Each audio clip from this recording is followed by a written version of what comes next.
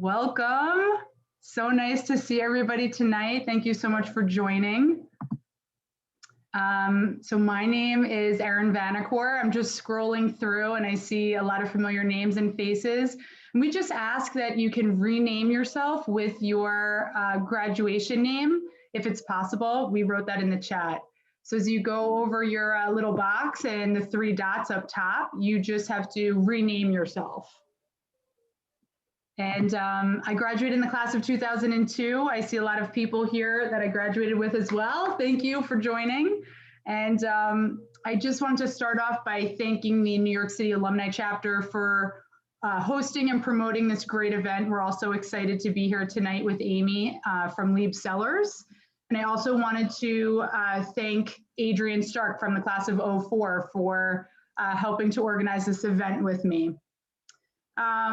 So just before I introduce finally Amy Opisso, for this virtual wine tasting event, thank you so much for being here, Amy. She is the general manager and a certified sommelier from Lieb Cellars out on the North Fork of Long Island, which is right around from where she's originally from. So she's a very interesting short story to share of her career path and how she ended up from graduating from Lafayette to now working at vineyards and wineries, which she will share shortly. Amy came to Lafayette as a Marquis Scholar, and she graduated with a degree, a major in English and a minor in economics.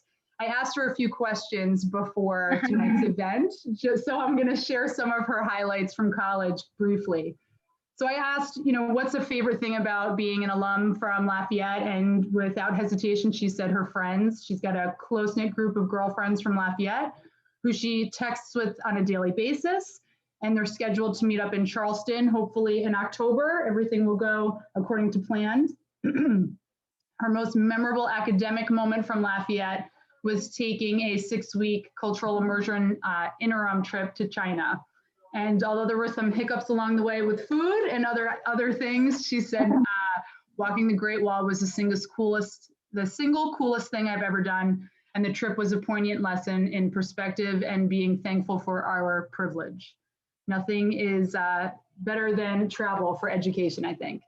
And her most memorable social moment from Lafayette is living off campus at 117 Cattell Street on senior year of college. And she said, what happens at 117 stays at 117. So thank you so much, Amy, for being here tonight. A couple of quick reminders before she takes it away. Please mute yourself throughout tonight's event. And we were asked that everyone turn cameras off for the portion of Amy's presentation so that it's not distracting for her, for anyone. And then at the end, we can turn our cameras back on. And if you have any questions throughout the evening, please just type it in the chat and we will answer, Amy will answer at the end. And I think about halfway through, we're gonna do a little trivia for Lieb Cellars and the North Fork potentially. So be on the lookout for some polls that might pop up. All right, guys, thank you so much for being here again. And Amy, it's all you, thank you. Thank you, Vanny. I don't know how many people still call you Vanny, but I do. And I just wanted to say hi to everybody. If you want to leave your cameras on, you can. I know we were told to have you turn them off, but it is really good to see everybody. And I also wanted to say, I apologize if the sound is a little bit weird here because I am sitting outside right now. And I'm at our tasting room right on in Cutchogue, out on a really pretty farm road here that I think you can see. And we are just closing up right now, service for the day. So if there's any cars or trucks going by or people sort of cleaning up around me, I apologize for that. And just, Vanny, let me know if the sound gets weird or anything like that.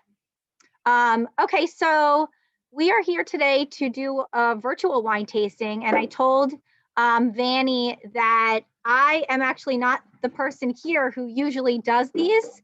So I hope I don't mess it up, but I have had extensive experience in conducting wine tastings for a lot of people in our industry, for media, for the trade, so buyers and sommeliers. And I'm particularly excited to do the tasting with you guys today because I do know that a lot of my friends that are on right now really enjoy these wines. And it's rare that we like extensively talk about them. When we get together, we just drink them and usually drink a lot of them. But we don't really go into things like the production methods for the wines or tasting notes. So it will be fun to do that with my friends, a lot of whom have tasted these wines with me already and order them. Mindy, shout out to you. Dana, shout out to you on a pretty regular basis. Order them from our website. So I think that this will be fun to taste, with a group of non-professionals. And like I said, a lot of my friends who have been enjoying these wines for years. So Vanny asked me to first, before we get into a little bit of a background about Lieb Cellars and Bridge Lane wine, the wines that we're going to taste today, Vanny asked me to give you guys some insight into my background and sort of how I went from going to Lafayette College with many of you, a small liberal arts school in Pennsylvania, to being the GM of a winery on the North Fork. As Vanny and I talked about, there is no, hospitality major or agriculture major or, Cornell, an enology major. So it is a little bit of an interesting, I have taken a little bit of an interesting career path in getting here. And I will tell you guys a little bit about that before we talk about the North Fork, Lieb, Bridge Lane, and then finally taste some of these wines. So a bit of background on me. I actually grew up out here. I don't want to mess up the Zoom, but it's really beautiful here. And right across from me, I'm sitting out on the patio at Lieb Cellars, and right across from me, the sun is setting right now. And just about 200 yards from here is the Long Island Sound. So the sun is setting behind a bluff out here, and I'm very close to the water right now. And I actually grew up out here. It is a pretty prolific wine region at this point, North Fork of Long Island. There are about 60 vineyards and 40 tasting rooms here now.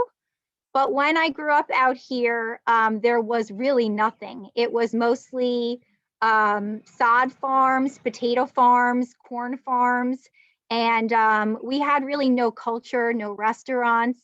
The reason I grew up out here is because my parents were from Up Island and my mom loved and had horses. So she moved out here to get more property. But when I left here in 1998, I graduated from high school and went to Lafayette. I sort of said, peace out to my parents. And I was like, I am never coming back, because in my mind, it was super boring here. I was like, why does anyone live out there? It's just farms and there's nothing to do. So I went to Lafayette because I had applied to a bunch of Patriot League colleges for some reason. And I actually wanted to go to Bucknell, but Lafayette gave me a better scholarship. So I wound up going to Lafayette for that reason. And I'm so happy I did, because like Vanny said, I think that it has given me so much in life. And one of the most important things it's given me is, I think, some lifelong friends. But I went to Lafayette in 1998. I graduated in 2002. And I graduated with an English and economics, an English major and economics minor, like Vanny said. And the reason for that is because at that point I had no idea what I wanted to do with my life. So I was interested in writing. I was interested in marketing, but I really had no idea what I was going to do. And after I graduated, I just started applying for some jobs in New York City, because again, I knew I didn't want to come back to the North Fork. And the first job that I got was at an ad agency as an account coordinator. Some of you may remember MME. My first job in New York City was a small ad agency. And it happened to be an ad agency that specialized in wine and spirits accounts. So some of the first accounts that I ever worked on as an ad exec were wine accounts. And at the time, I never considered potentially moving back here and working in the industry. But it's kind of ironic and coincidental at this, to think back on that and think that my career actually started in wine and spirits, but it was at an ad agency. I spent 6 years working at that ad agency and, moved through the ranks. And then in 2008, I moved to Chicago because I was looking for a change. A lot of my friends, a lot of you guys were moving out of New York City at that point. And I went to work for a huge ad agency there. It was the second largest ad agency in Chicago. And I spent 2 years in Chicago, but it was freezing. I think everybody told me that if I lived in New York, I would be fine in Chicago and it wouldn't be a big deal. But I got a golden retriever while I was there, my former golden Jersey, and I had to walk her at 6 a.m. every morning, and it was like negative 20 degrees. And I was coming up on my 3rd winter there and really having anxiety about it and feeling like I wanted to move back. And what happened was I came home and went wine tasting with my sister out here.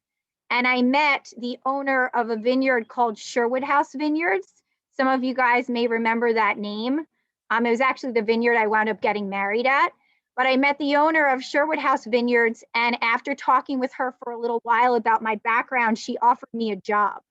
So I moved from Chicago back to the North Fork, where I never thought I would come back to take a job as the tasting room manager of Sherwood House Vineyards, which is pretty crazy to think about now because I had like 0 experience and 0 idea about how to run a tasting room. But she trusted me and she trusted that I would be able to learn the position.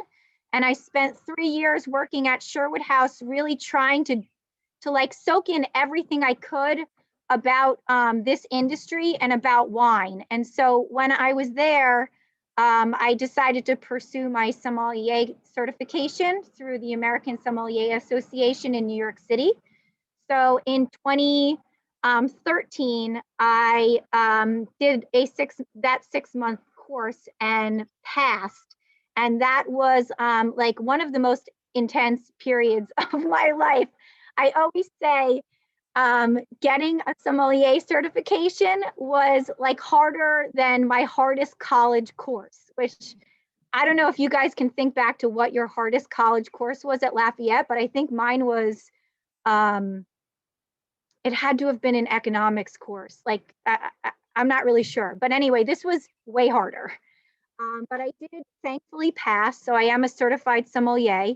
And then in 2013, what happened was after I became a sommelier and I grew the business at Sherwood House as much as I possibly could, the winemaker of Lieb Cellars approached me about coming to work at Lieb and at Bridge Lane. And the reason for that is the original owner, Mark Lieb, was selling at that point.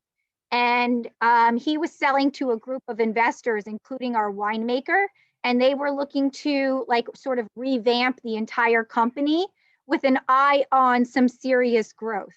So they were looking for a complete rebrand and a complete kind of new vision for the company. So they brought me on to facilitate that. So in 2013, I came to Lieb Cellars as the general manager. And it's been a little bit, I can't believe I've been here for 7 years now. I'm coming up on my 8th harvest, I believe. And it's been really a wild ride. I mean, when I started here, we made about 6,000 cases of wine annually. Now we make 35,000, and we are distributed in 14 states. And we are,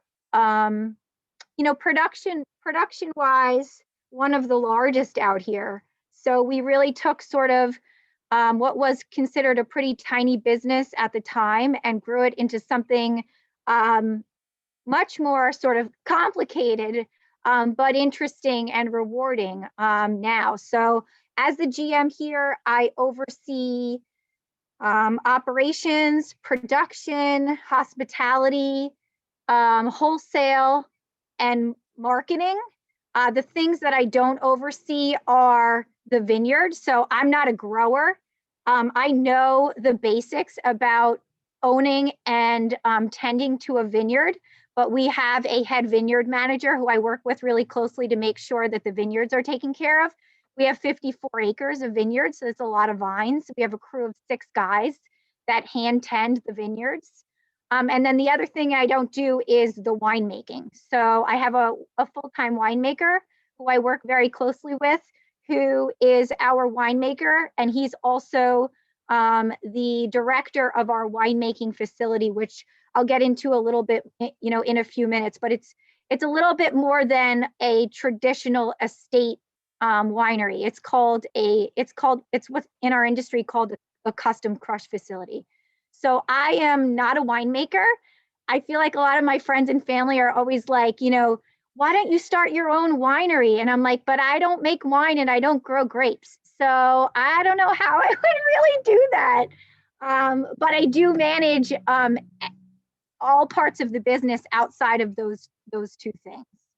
And then I think the last thing I will just say about, my career path is, I was telling Vanny before, like, it's sort of interesting that I, went to Lafayette and went to a liberal arts school and sort of had no clue what I was going to do, and wound up like returning home and working in an industry in my backyard. But I really do think that, my friendships and sort of my networking and the skills that I learned, especially in writing, at Lafayette, helped certainly prepare me for my initial career in marketing, and now helped me prepare for managing this business. I mean, I just think there are so many, communication skills that are necessary for like leading a business like this. And I think I wouldn't have done it any other way. I have 2 girls. I have a 4-year-old and a 6-year-old. So I'm already, in my head planning where they're going to college.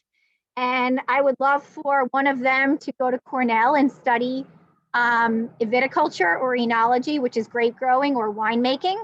But I'm sure that won't happen, and they'll probably do something crazy like I did, which is like go to a liberal arts school with, sort of not a clear decision at that point as to what they're going to do, and then just, take it from there and take it step by step. So I'm really happy with, the sort of all the weird steps that it took for me to get to the place I am now. And I think my friends are happy too, because they get good discounts on wine. Right, Jesse? Okay, so that's about me.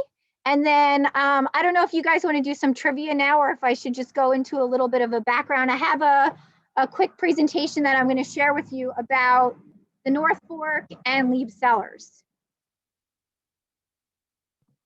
Should we do that now? Yeah, let's do the poll now. It's kind of like a pre-quiz, like, okay.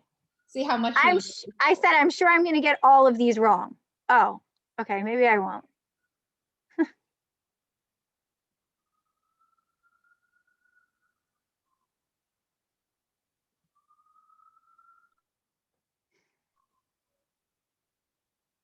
Give everyone a few seconds to answer.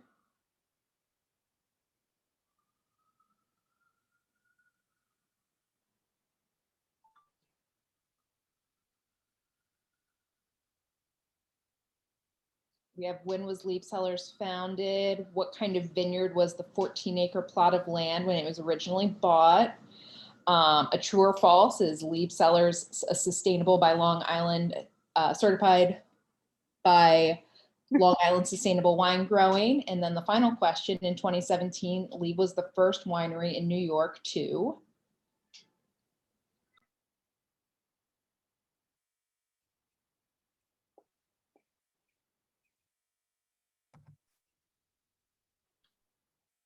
So 24 of 32 people, 25 of 32 people. Of course, I have to remember, Amy, you won't be answering this because you'll get them all right. I can if you want me to. Luckily, I know these. All right, why don't we wrap it up? Good. Sure. All right. So how did we do? So Okay, yeah, go you ahead. you guys did really well. Oh, well, so Lieb was founded in 1992. So that was tied with 1994. And what's interesting about that is the first vineyard that was ever planted out here was planted in 1979. So it wasn't shortly after the founding of the region. And really, that was the first sort of experimental vineyard that was planted.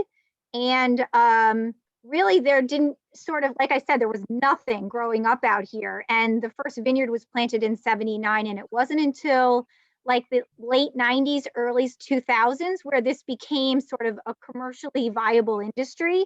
And there were more and more vineyards and wineries and tasting rooms popping up.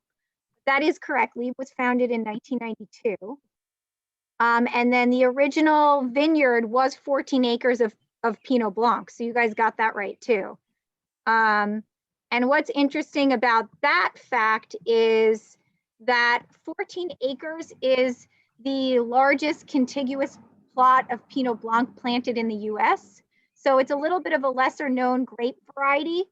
You find some in France, you find some in Italy, you find a little bit in Oregon, but it is not as popular, obviously, as something like a Chardonnay or a Pinot Gris or Grigio. And we have 14 acres of it planted. So it is the largest plot of Pinot Blanc planted in the US. And another interesting sort of tidbit there is that the original owner, who Mark Lieb, our founder, bought that vineyard from when he founded Lieb Cellars, actually planted it thinking it was Chardonnay. So he got some cuttings from the Finger Lakes, planted them, and even like grew and made Chardonnay for a while and sold it as Chardonnay until he discovered a couple years later that it was actually Pinot Blanc. So he put it up for sale and then Mark Lieb bought it, and that's how Lieb Cellars started. And then, is Lieb Cellars sustainable? The answer to that is yes. There is only one outside third-party sort of sustainable wine growing organization on the East Coast, and that's actually on Long Island, which is crazy, but it's also something that we're really proud of here. And Lieb Cellars is certified sustainable, and I'll tell you a little bit more about that when I share the deck. And then in 2017, Lieb was the first winery in New York to introduce canned wine under the Bridge Lane label. So smart, guys, so smart. Okay, so now let me just share my screen.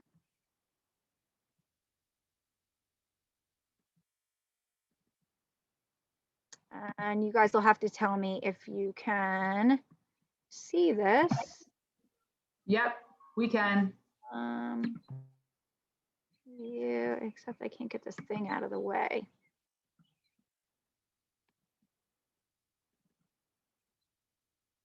Yeah. Hold on one second. I just want to pull up. Okay, that's better, right?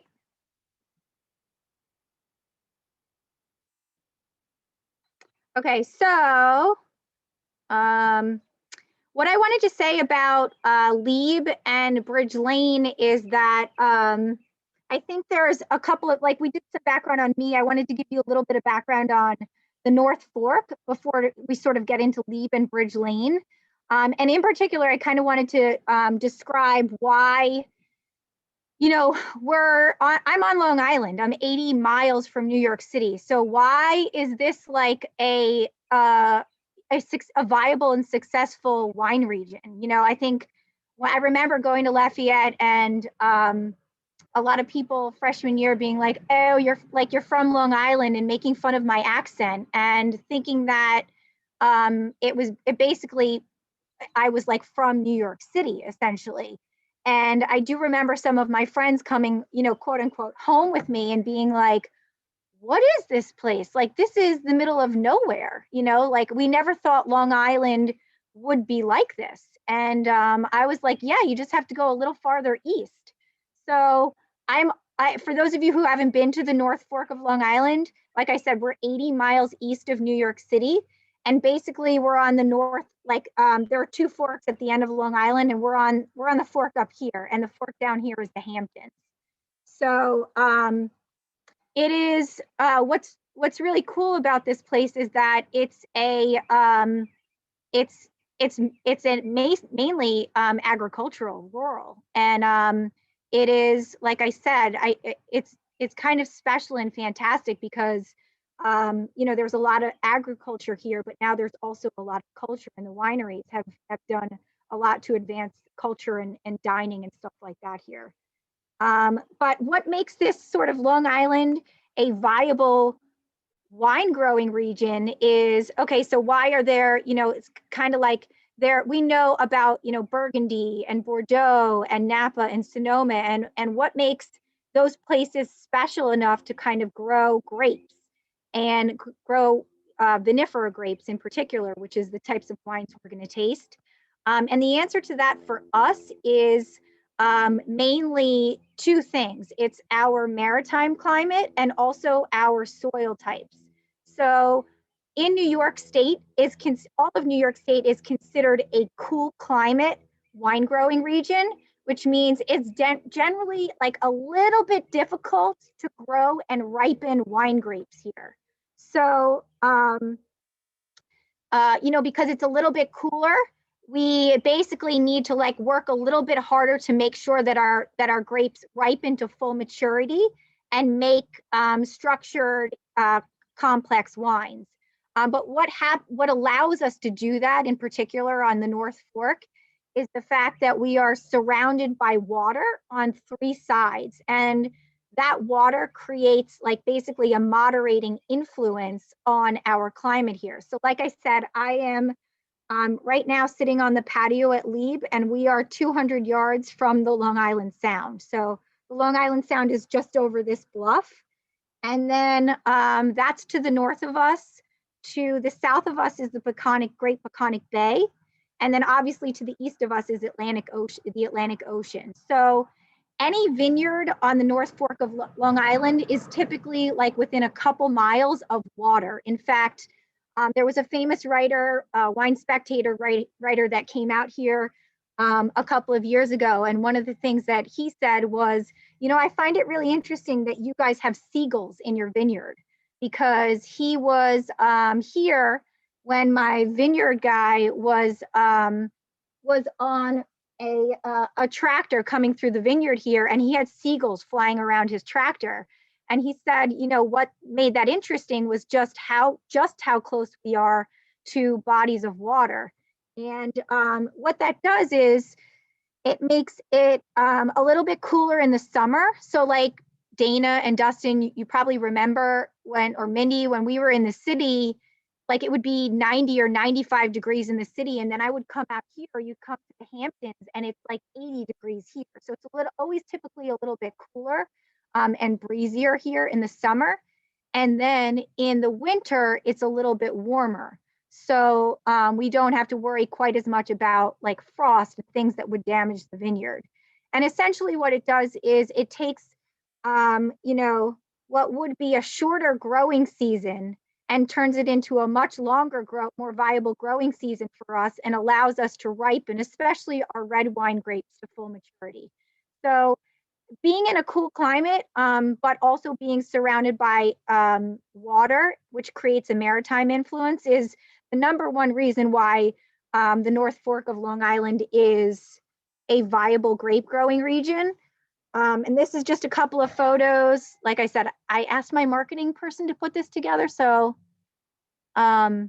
she just basically put together a couple of photos for me to kind of illustrate where we are. You can see here, this is a picture, this is sort of an aerial shot of our vineyard and our estate house. And you can see just how close we are to water, because there's water up in the background there, and that's the Long Island Sound.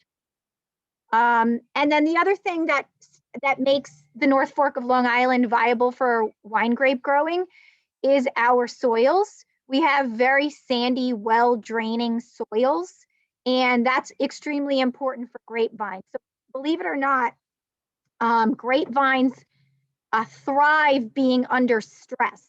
a little bit of stress, not too much drought stress, but they thrive being under a little bit of stress, because what it essentially does is it forces the vines to work a little harder and to produce fruit with more concentrated flavors, versus if they were overwatered or the roots were carrying too much water, the grapes could potentially get sort of watered down and diluted. So we do get a significant amount of rain here relative to other wine regions, like if you think about, you know, Napa or Sonoma. But the reason why our vines still do well is because the rain drains out of the soil very quickly. The soil here is mainly loam, which is equal concentration of sand, silt, and clay. And the sand in particular is what drains so quickly. So it's really that sort of magic combination of it being cool, but having a maritime influence, and then also having soils that are perfectly suited to grape growing, that allows the wine industry and the grape growing industry here to be successful.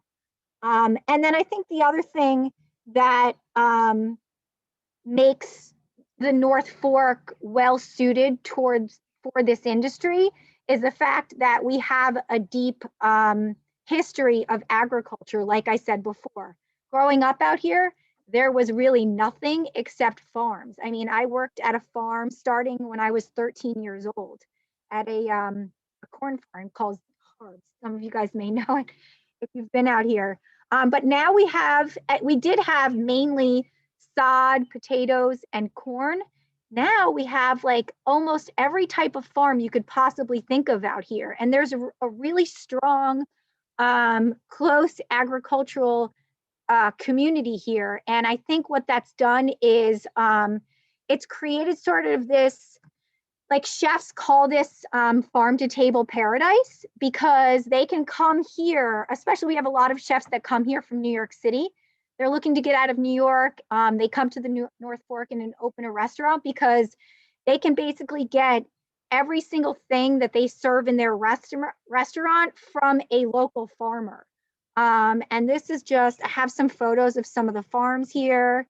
This is a flower farm that just popped up like right across the street from us. They have a flower truck out front on the weekends. This is an oyster farm called Little Creek. Some of you guys may have been there. It's in Greenport. Their oysters are like fresh and delicious.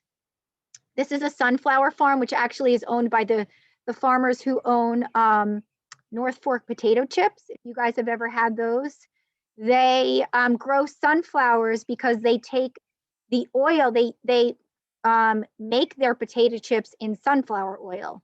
But what they've done recently is basically open up their sunflower fields for people to go there and walk through them and take pictures and stuff like that. So there are now a bunch of sunflower farmers and fields out here. There are cattle farms. This is a photo from a goat farm that's just down the street. It's called Catapano. A ton of organic vegetable farms. This is actually, in the front is a wheat farm, and behind that is hops. There are a lot of hops grown out here now because, again, you know, the wine industry kind of started it all, but craft beer has actually followed. And now there are quite a few craft breweries out here, and they are using hops that are grown out here as well. And then, okay, so that's sort of about like a little bit about the North Fork and why we've been able to become and continue to be and are growing to be a successful wine region. But now I wanted to just give a little bit of background on why Lieb and Bridge Lane have been able to be successful and grow the way I mentioned earlier. And one of those things is our winemaker. So I said before, I manage a lot of things at Lieb, but I do not manage wine, like grape growing or winemaking. This is our winemaker. His name is Russell Hearn, and he is Australian and started making wine back home in Western Australia, but he's been in New York now for almost 35 years. And he is considered, I don't think anybody would argue this, probably the best technical winemaker in New York. He's sort of the go-to guy for anybody that's having issues or challenges or is looking to do particular things. He's kind of the epicenter of the Long Island wine industry and the New York wine industry as a whole. And that's because of his experience, but also because he runs our winery. This is a picture of our tank room. Our winery is the largest on Long Island, and it's one of the largest in New York. And the reason for that is we don't only make Lieb Cellars and Bridge Lane wines there. It's a custom crush facility. So we do allow basically other small producers all over New York to come there and share our space, rent our space, and use our consultants, use Russell's knowledge and make wine there. And the reason for that is it's really, really expensive to buy your own equipment and start your own winery. So this is sort of like a co-op facility, and it allows people, and I can't think of many producers on Long Island that didn't in some way start or currently use our winery for some reason, either for lab analysis or method champenois, or selling for like a whole bunch of different things. So Russell we're very lucky to have him as our winemaker, and I think that's one of the reasons why Lieb and Bridge Lane have been really successful.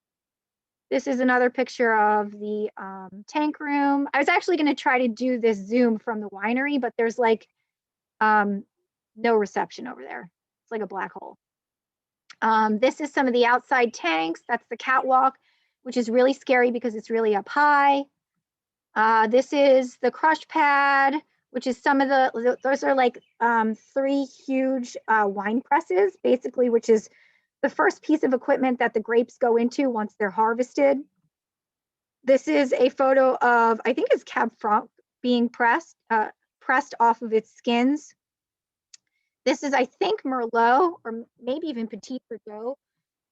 This is a big automatic, what's called punch down machine. And it's basically a way for when red wine is fermenting in a big tank, for us to like kind of mash all the skins and the juice together, because you want to basically extract as much juice and flavor and color from the skins as possible in order to make a more concentrated red wine. This is some oak wine barrels. That's called like basically a key lock, and it's so air can get out during fermentation, but it can't get in. These are some actually Hungarian oak barrels, which is what we age our red wines in. We use French oak for our white wine program. This is another shot of barrels. And then, like I said before, the other thing that I think really allows Lieb and Bridge Lane to be successful is that we are certified sustainable. So we go through sort of rigorous testing and have to be really strict, mostly about what we spray in the vineyard. And there are just like a handful. It's like a pretty like daunting checklist of things that we need to do in order to basically being sustainable. I could talk about that for hours, but it's farming your vineyard in a way that's like super environmentally responsible. So it's not organic because it's basically impossible to be organic on the North Fork of Long Island. And it's actually even more comprehensive and better for the environment for you to be sustainable than it is to be organic here. But it is the reason why our fruit is so good, and why our vines, which are now, some of them are almost 40 years old, why they're still viable. This is a photo of some of our guys hand pruning. In our sustainability program, almost everything has to be done by hand versus machine. Like a lot of the vineyards in California, the bigger vineyards in California, all this stuff is done by machine. And obviously then, you're increasing your carbon footprint and it just isn't as good for the environment. This is basically what the vines looked like a couple of weeks ago. They were pruned, but not yet tied down. This is what they will look like in a couple weeks from now, since it's spring and it's starting to everything's starting to sort of wake up and grow again out here. And the vines, you can see have been tied down here, which is the position that they need to be in before we start bud break and start growing again. Oh, and this is just my dog. So I think Alice put this in here because she knew I would like it. This is my dog, Birdie, who is much bigger now. She's full grown, but this was when she was about 10 weeks old. This is a photo of what the vines will look like, I think in early summer. This is late summer. You can see the fruit down in the fruit zone at the bottom of the vines. This is Pinot Blanc, some really pretty sort of golden, clean Pinot Blanc. I believe this is Chardonnay, and you can see Hilda, one of our guys in the background, is hand harvesting. This is some hand harvested fruit in a lug that's waiting to get picked up. This is Hildo and I. Hildo is our vineyard manager. He's been with Lieb Cellars since the very beginning, since 1992. And this was a picture of he and I during this last harvest. He loves when I come to the vineyard and likes, you know, make him take photos. And then this is the guys hand harvesting. Again, this is some, I think some Cab Sauv. And then also, you know, along with our winemaker, our vineyards, we also have 2 tasting rooms. This is a Lieb tasting room, which is where I am right now. This is a view of what I would be looking at if it was a little bit brighter. This is a view of what it looks like sort of in the winter when the sun is going down.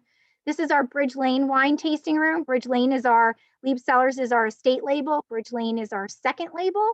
And we have a tasting room for Bridge Lane as well. This is some of the wines. This is a wine display at Bridge Lane. This is wine on tap that we have at the Bridge Lane tasting room. This is some of sort of this is the lineup of some of our Lieb wines, which we won't be tasting today, but they are, you know, delicious and made to be a little bit more complex and age-worthy than our Bridge Lane wines, which are meant to be a little lighter, more fruit-forward, and drinkable right away. This is another picture of Lieb. And then what you guys said before was correct. We do package Bridge Lane wines in 4 formats. 750 ml bottles, 3-liter boxes. So yes, we make box wine, but it's good box wine, not crappy box wine. Canned wine, we were the first New York State producer to put wine in can in 2017. And canned wine is, if you haven't had wine in can, I would say you're doing it all wrong, because it just makes so much sense, especially in summer for barbecues when you're out back. You know, to be able to throw cans in a cooler and be able to drink them that way without having to worry about the glass. And again, in a way that's like, these can just easily be recycled and it's so much less packaging. And, you know, I think canned wine had a little bit of a stigma like box wine did for a while, because people thought like, you know, no good producers will put their wine in can. Well, that's actually very false now. There's a lot of really good wine going in cans. So I would start looking for that if you can. And then we also put our wine in kegs. Quite a few of my friends that are on this Zoom right now have enjoyed wine out of a keg. And it's actually 26 bottles worth of wine in that keg.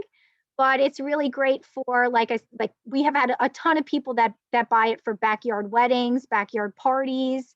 It's just, you know, less waste, less garbage, easy to pour. And it's just fun, and the wine is good. Okay. Yes, then stop talking and get to the tasting, Amy. So I, you know, if you guys are tasting already, I think that's great. But we're going to taste today 3 wines, Sauvignon Blanc, Rosé, and Red Blend. And I think the reason why we chose these is because they are our most popular wines. So Lieb wines are a little bit more expensive. Like I said, a little bit more complex, age-worthy. Bridge Lane wines are our wines that are more accessible and don't require as much age or as much overthinking. And, you know, Bridge Lane as a line has grown, is the line that has really driven our growth in the past few years. When I started here, we made only like 2,000 cases of Bridge Lane wine in 2013. And now it's the majority of our production. We make about 30,000 cases worth of Bridge Lane wine. And like I said, it's distributed in 14 states. and hopefully growing. You know, the COVID put a little bit of a damper on us building out our distribution plan, but I think we'll be able to get back to that hopefully soon. So if you guys have the wine, when you do wine tastings, just so you know, it's basically the way that we organize the tasting. The order that you go in is from like the lighter flavored wines to the more full flavored wines. And so usually that means, as like a very basic rule, that means sparkling wines, white wines, rosé, and red wine. I mean, it makes sense. You wouldn't want to drink like a Cab Sauv and then, you know, for the next taste start drinking like a dry Riesling, because your palate will just be kind of shot. So another thing that's interesting is that, like I said here, this is our Bridge Lane Sauvignon Blanc, but you can see on here it's actually 94% Sauvignon Blanc and 6% Pinot Gris, or in Italy it's called Pinot Grigio. Ooh, this smells so good. I haven't smelled this wine in a while.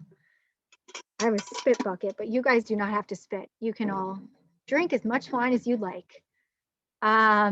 So what's really interesting in the US is that, and the same goes for, you know, Europe, is a lot of times you'll read on a wine label that it's a Chardonnay, or it's a Pinot Grigio, or it's a Riesling. And what often happens behind the scenes is that wine can actually be up to 25% of another grape. So this is labeled a Sauvignon Blanc, but it actually has a little bit of Pinot Gris in it. And really what that does is it allows the winemaker to balance the wine a little bit more. So, you know, if he thought that this wine lacked some floral notes, or it lacked acidity, or it lacked a little bit of a structure, or it lacked, you know, whatever, or body, whatever he thinks might be missing, he can add a little bit of blend in a little bit of another wine or another varietal to sort of round it out. And that's basically what our winemaker has done with Pinot Gris. So this is stainless steel fermented, meaning it's fermented in like a big steel tank instead of an oak barrel. We produced 4,700 cases of it.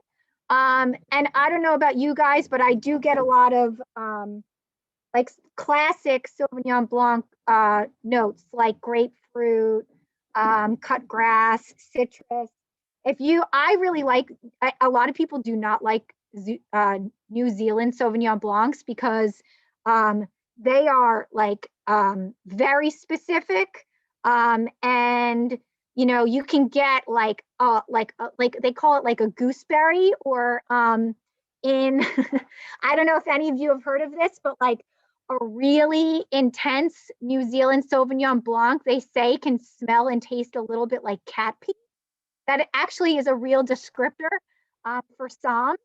And some somms actually think that that's a positive thing.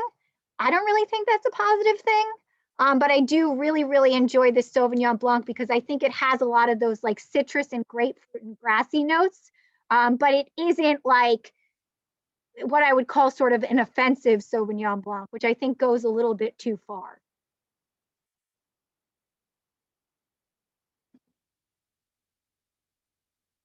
Okay, so that's Sauvignon Blanc. And then the Bridge Lane Rosé is by far our #1 wine in terms of production and popularity. Some of you know, you drink a lot of it. We make about, it says on here, I think last year we produced, and that was a small production, but we produced about 12,000 cases worth of it.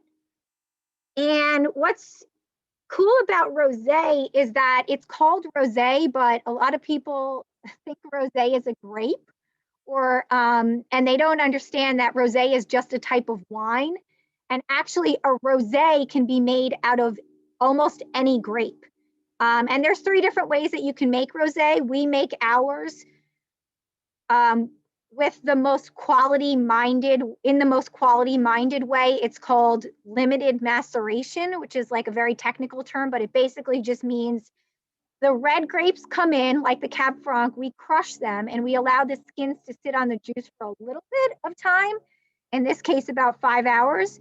but then we press the juice off of the skins after 5 hours. So the juice only picks up a little bit of color from the skins and not as much color as you would get for a red wine, which would sit on the skins for a much longer period of time. So this blend is kind of interesting. It's Cab Franc, Merlot, Malbec, Pinot Noir, Pinot Blanc, and Riesling, a tiny bit of Riesling. And again, the reason for that is our winemaker likes to have fun and play with, like, the blending process is actually really fun. And I should probably try to figure out at some event here or something like that, which could get, some of our guests involved in that.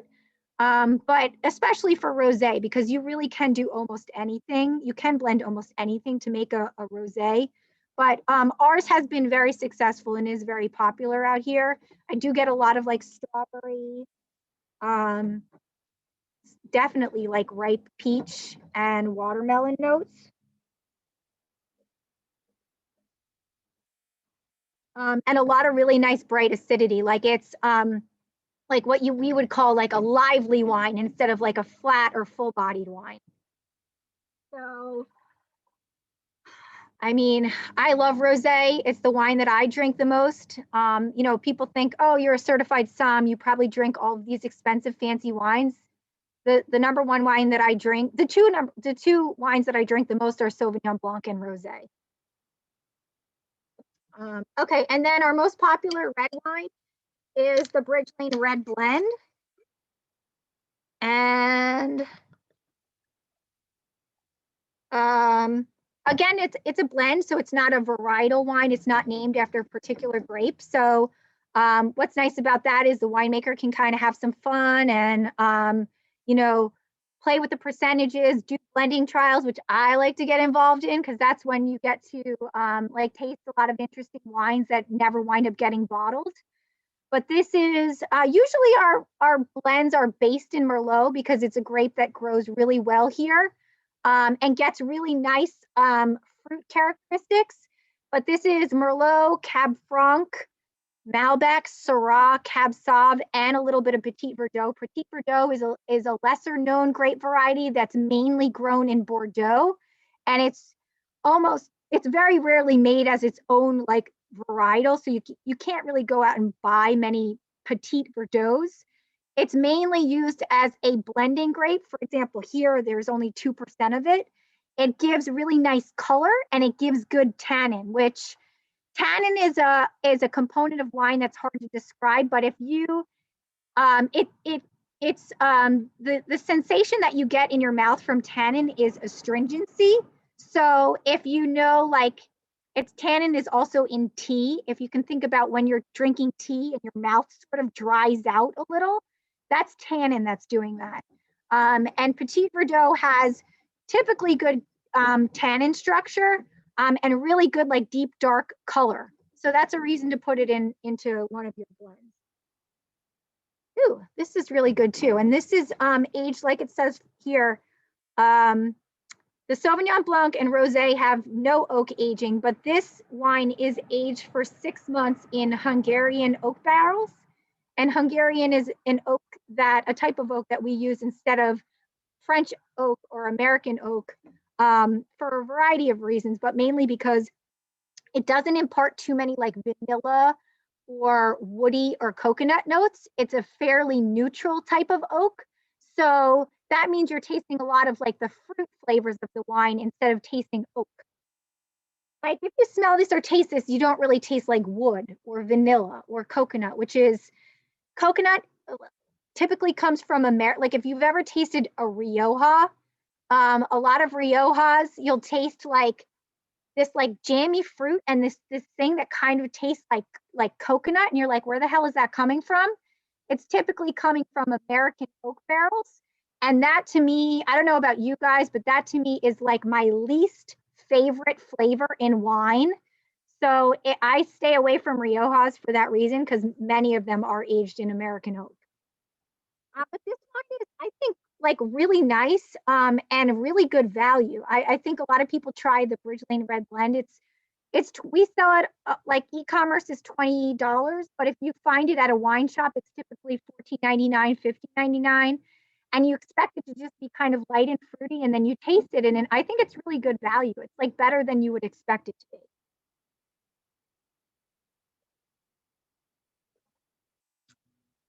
This is my third wine tasting of the day, so I'm I'm spitting.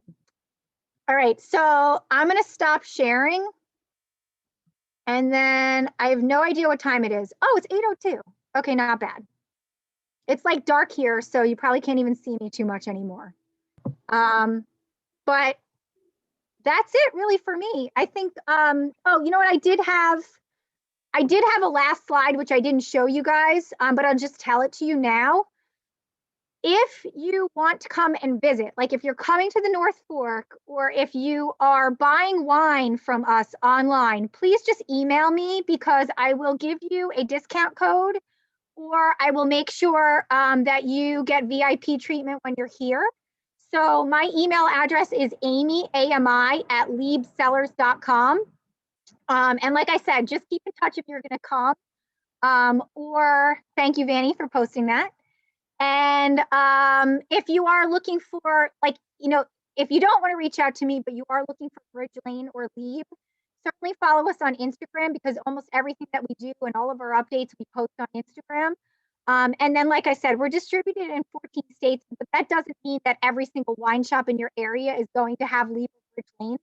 So if you do look for us in your local wine shop and you can't find one of our wines, the best thing to do is just ask the shop to carry up, because then they will figure out who our distributor is, hopefully, and carry the wine for you guys so that you can buy it locally. Okay, that's it. I talked a lot. Now, I don't know. Yes, Do you guys want me to, Vanny, do you want me to answer questions, or do you guys want to be done? Are you over this? Well, first, I just want to say, like, brava, that was amazing and comprehensive and like so thoughtful, and thank you. I think you hit like so much information. It was amazing. And so you should tell your winemaker, move over, the official tasting room person. You got this. But I did put Amy's email address in the chat, and there were a couple of questions.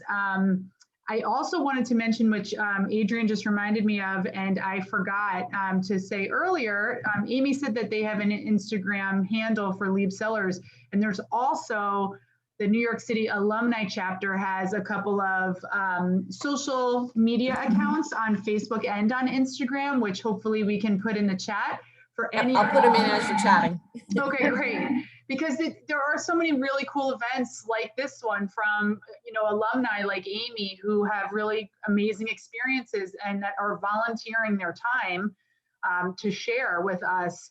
So it would be helpful if, you know, you guys are interested and you had a great time tonight, you know, you can follow, and hopefully we'll have more to come virtually. And I think it was Robin who said, you know, in the chat, I'm not sure if you were reading everything, Amy, but a lot of props to you were coming your way. And I think somebody said, this is so great. Let's do it in person next year at the winery. Wouldn't that be so nice? We're just really starting to sort of get back to normal here. I hate to use that expression because I feel like I'm going to jinx what's going on. But we are kind of gearing up to have what I think will be, my entire staff has been vaccinated. So everybody's feeling safe. You know, we are like, there's so much outdoor space here. Everybody's spread out. It's feeling like, I have to say, the vibes out on the North Fork are very positive right now. So hopefully at some point we can start doing some things in person again. I think it's great that she came back to the North Fork. Oh yeah, my mom says, this is my mom. Some people know her and have said hello over the direct chat. She said, I think it's great that you have returned to the North Fork, spoken like a true mom. I also home. Never thought. My mom is like ecstatic about it. Is like continues like monthly to be like, you're not going to move again, are you? There were a couple of questions though. Adrian, did you want to read any or mention anything? I don't know. For sure. So one of the questions was, this was my question. So what are your favorite things to pair food-wise with the wines that we had tonight? Oh, I would say for the Sauvignon Blanc, like, of course, any fresh shellfish. Like I said, we have some fantastic like oyster farmers out here. So when I think of like Sauvignon Blanc, which is kind of citrusy and briny, like I'm just like, give me all the clams and the oysters, because that just goes perfectly with that. Rosé is so versatile, especially this one. So I would say, for me, if I was to pick one thing that I would pair with a rosé, it would be like soft cheeses. Like when I have rosé, I'm like, give me a cheese board. I want a cheese board, and I want some brie. I want some Beamster, which is my favorite cheese, which I think goes really well with this. Some, aged pecorino, stuff like that. So rosé for me is like, I start drinking rosé and I'm like, please, can I have some cheese? And then it's so cliche, but the red blend is like the perfect pizza and burger wine. It's like you want something that has like a little bit, is a little bit more like stronger in flavor and bold in flavor, because it's a red wine that's like got pretty decent tannic structure. But you don't want to get fancy with it because it's not a fancy red wine. So you would just want to have some pizza or burgers on the grill, and then have some red wine.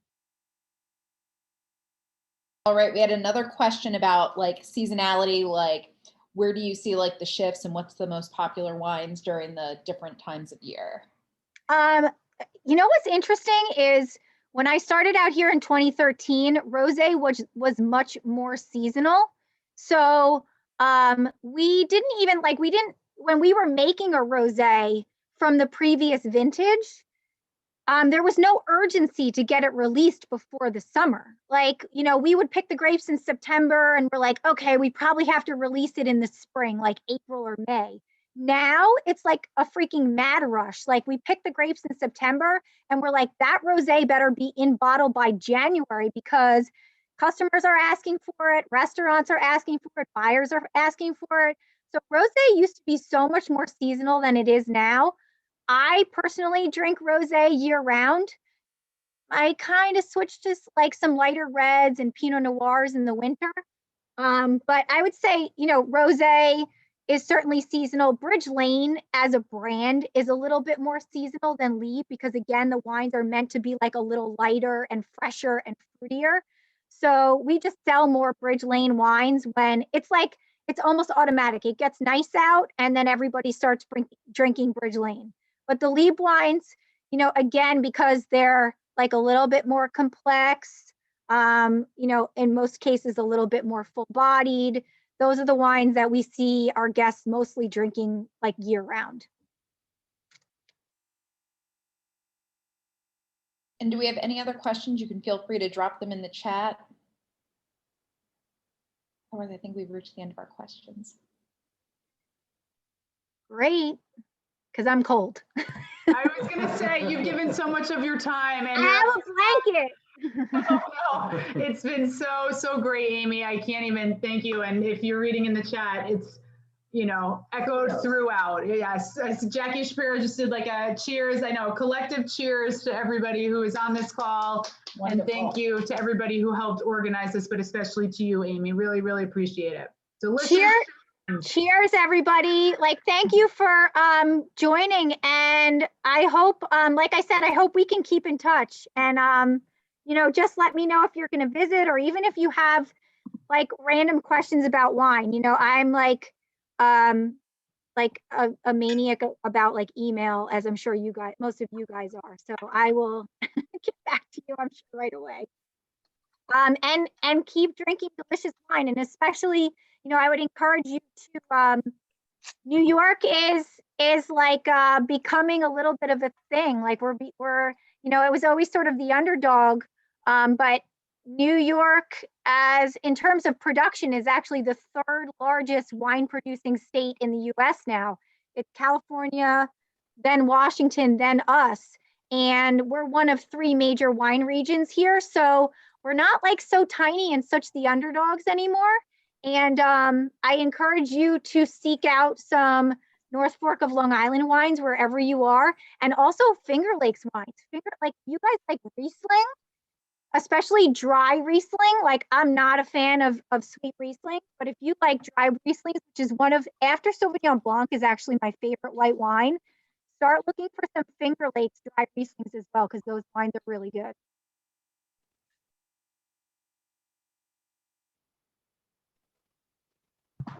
Thank you. This was so great. Thank you guys. Have a great night. Go Thank Parts. you. Bye, guys. Bye. Thanks, Bye. everyone. Wonderful.